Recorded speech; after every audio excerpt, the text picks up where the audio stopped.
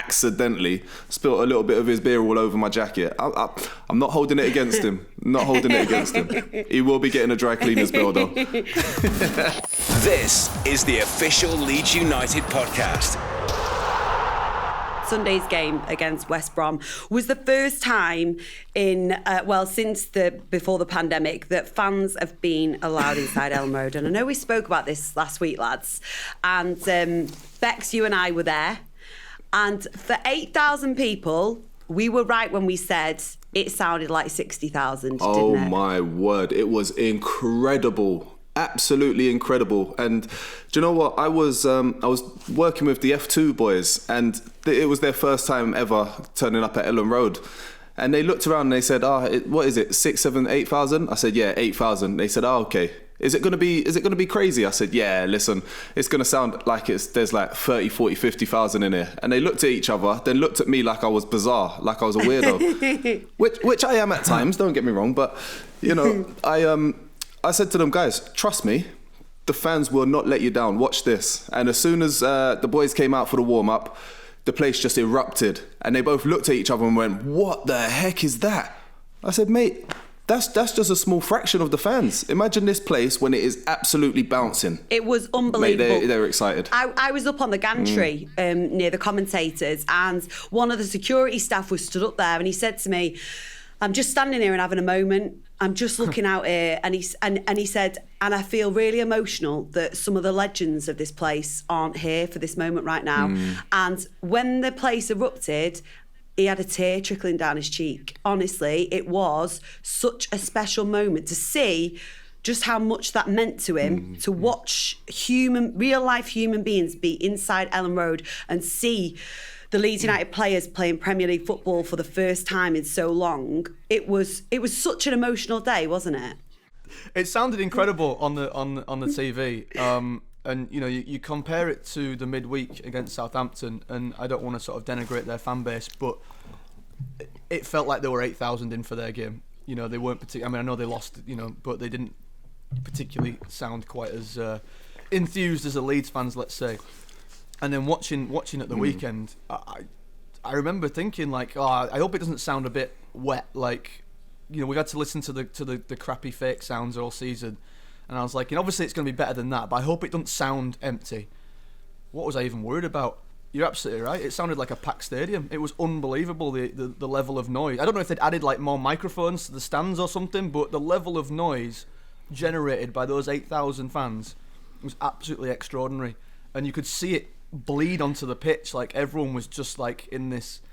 I mean, do you know what it felt like? I said this to my mate. I was like, it feels like when you were at high school and you were playing the last game of the season, and you knew that like you were all going on summer holidays after this, and it didn't really matter the result, and you were just pissing about and kicking the ball and having fun and doing whatever you wanted.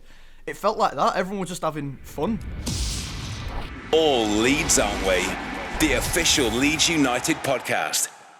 I tell you what, and we should talk about Bielsa here for a moment, because, you know, people talk about how, he's not sentimental, he does whatever it takes to win, all he cares about is winning. But that's just not true, is it? Nah, not when you look at the game on Sunday. You look at the fact all the boys played 65 minutes, and then you saw the numbers come off one after the other, and they were strategically done. It was strategically done, and honestly, we mentioned before, like when the game first started, the roar of the fans and the emotion that everybody had, obviously being the first time back into Elland Road in a long time. But honestly, Emma, did you feel like you were chopping onions as well, or was it just me when those numbers came up and the boys are walking off? Wow. Yes. Oh my God, yeah. Oh. It was, yeah. I think you would have been inhuman if you didn't. It was phenomenal, genuinely phenomenal. And I had a chat with both of the boys backstage afterwards about it.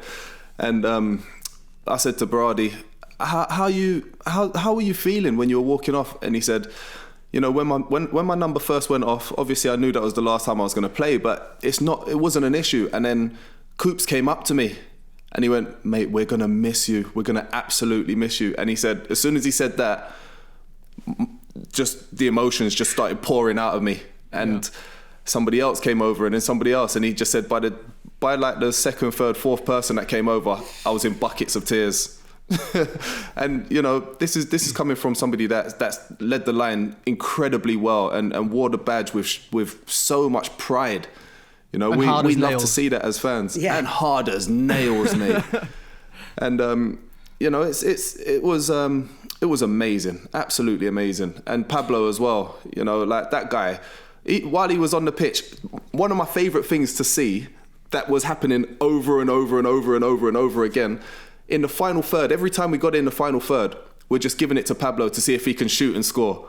You know, make something happen. Come on, Pablo. Come on. And I'm thinking to myself, he's going to get one here as well.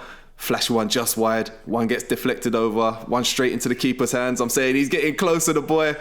And unfortunately, he didn't find himself on the score sheet. However, he did get a couple of nutmegs in. So I'll take that. Fair play. Pablo nutmegs.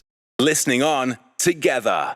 As sad as it was so incredible to see genuine, real emotions from these two guys. Well, not just from Pablo and Berra, but from everyone in the stadium, from all the coaching staff, from the players that are around them. It was just like they were human and they cared and they loved Leeds and they loved playing and they gave everything for the club over the years they were here, and it was breaking their heart to have to leave. And it was just like I just felt so in touch with them and the club in a way that a lot of fans don't get to have these days. And I don't know if that's because of COVID, I don't know if it's because of the journey that Leeds have been through, or whether it's because this club is just like that right now. It's just got this real feeling of family around the whole club right now. I don't know what it is. Maybe it's all of the above.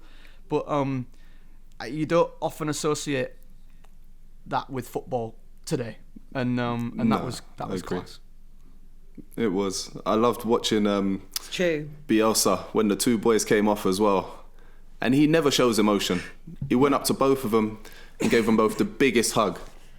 And I think that was the moment the floodgates broke. And then tears started pouring out of everybody's eyes. You know, it was such an emotionally charged encounter. It was just amazing. Absolutely amazing. All Leeds, aren't we? The official Leeds United podcast.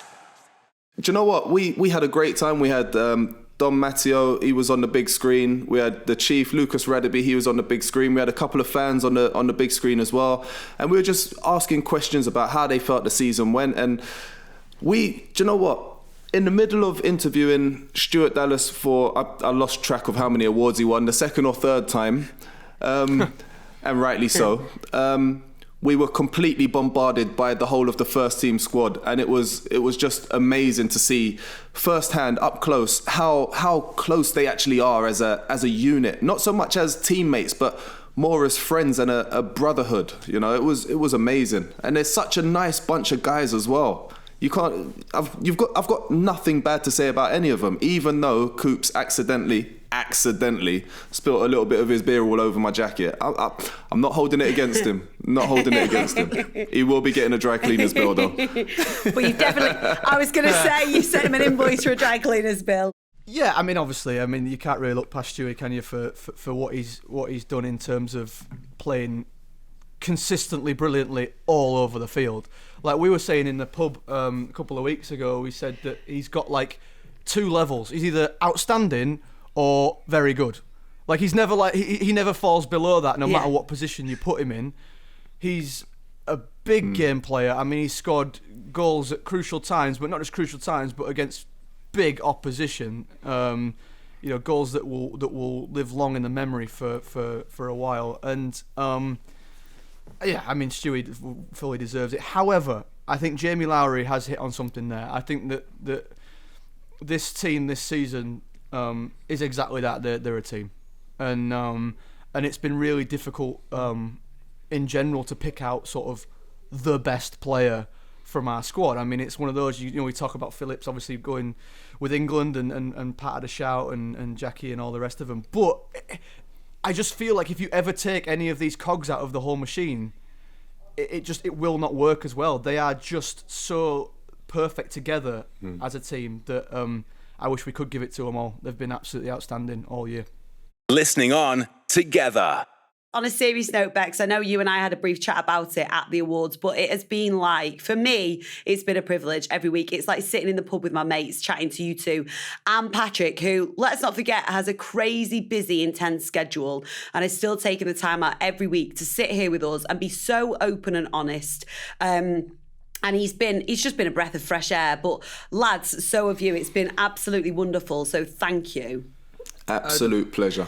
Pleasure is all mine, absolutely. I mean, to have been a part of this first season back in the Premier League in this amount of time and to be as successful as we've been, and as you say, to hear the insights from Pat and Bex, for me as a fan, particularly abroad, it's been absolutely extraordinary. And I guess no matter what happens now, we'll always have this year, won't we? Eh?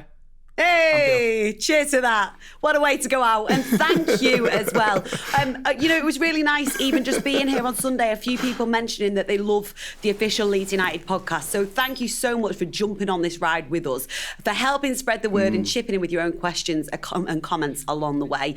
Do you know what? It really has felt like a little community, and in a strange time for everybody. We hope that this podcast has helped keep you entertained, up to date with everything going on at the club, and that it's offered you the odd interesting insight along the way. I know I've certainly learned a bit about you three. Next season, as we said, promises to be an absolute belter. We can't wait to cover it all with you right here on the podcast. Until then, look after yourselves, lads, and we'll see you in a couple of months. This is the official Leeds United podcast.